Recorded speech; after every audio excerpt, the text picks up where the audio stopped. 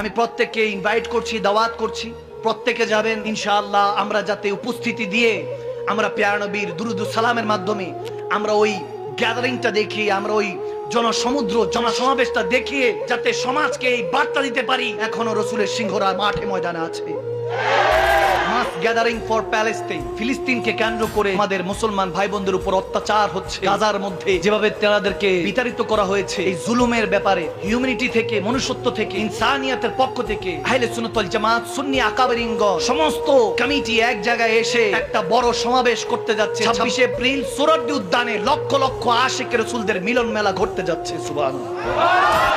আমরা লক্ষ লক্ষ আশিক রাসূলরা হাজার হাজার সংগঠন বাংলাদেশের মধ্যে আছে। বিভিন্ন ইউনিয়নে, থানা ভিত্তিক, জেলা ভিত্তিক, প্রত্যেকটা জেলা থেকে, থানা থেকে বাস যাচ্ছে। প্রত্যেকটা পরিষদ থেকে, প্রত্যেকটা সুন্নি আহলে সুন্নাত ওয়াল জামাতের সংগঠনের পক্ষ থেকে, এলাকা থেকে আশিক রাসূলরা যাচ্ছে ঢাকার ময়দানে।